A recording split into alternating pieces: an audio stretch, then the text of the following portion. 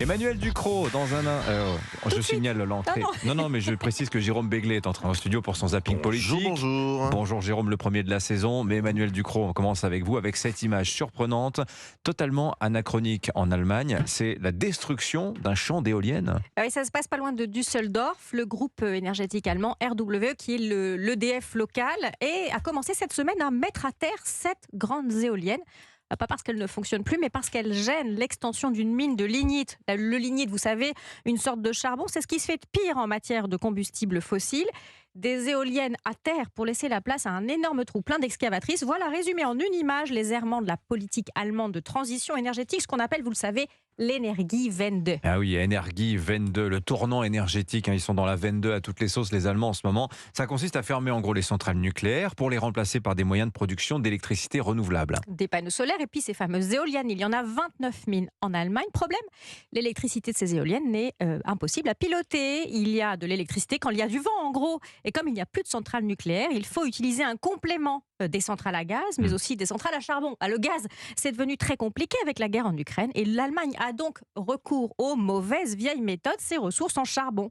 Et c'est pour ça qu'elle en arrive à cette collision ahurissante. La mine de Garzweiler, c'est son nom, a besoin de s'étendre au détriment des éoliennes. On rappelle quand même, Emmanuel, que l'Allemagne a annoncé qu'elle se fixait comme objectif de se passer du charbon en 2030. Elle avait d'abord parié sur 2038, maintenant c'est 2030. On se demande comment elle va faire, puisque le vent ne sera pas plus pilotable qu'aujourd'hui en 2030 et qu'il y a peu de chances qu'on sache stocker l'électricité à une échelle de 6 ans.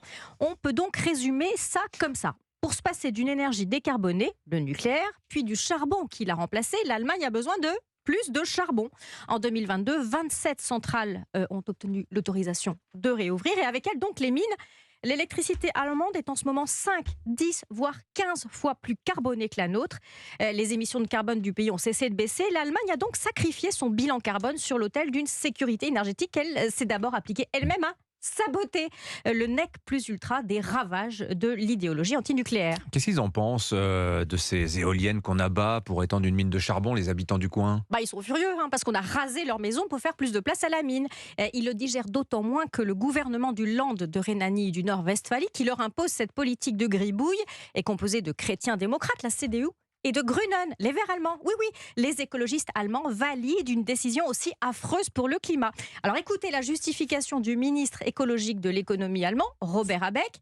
C'était nécessaire, mais bien sûr que c'est un péché vis-à-vis de la politique climatique et que nous devrions travailler à ce que ça dure le moins longtemps possible. Alors en France, cette attitude allemande, ça nous agace un peu, mais il n'y a pas que chez nous aussi, ailleurs en Europe. Oui, parce que l'Allemagne, non contente de mener sur son sol des expériences énergétiques hasardeuses, a essayé de contraindre le reste de l'Europe à faire de même.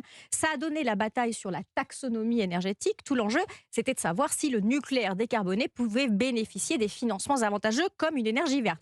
L'Allemagne était contre, la France s'est bagarrée, elle a obtenu gain de cause. Mais lundi dernier, lors de la conférence des ambassadeurs à Paris, Emmanuel Macron a dit stop à l'Allemagne. Pas question de suivre l'exemple de son Energiewende paradoxale. Il a qualifié, tenez-vous bien, de faute historique l'idée de se priver de nucléaire en Europe. Et puis il a dit, si une politique énergétique européenne devait se traduire par plus de charbon, plus de dépendance fossile, ça ne serait pas bon. Vous notez le conditionnel bien diplomatique, mais bim, c'est exactement ce que l'Allemagne est en train de faire. Emmanuel Ducrot, tous les matins sur Europe 1 du lundi au jeudi. Merci beaucoup Emmanuel, on vous retrouve lundi.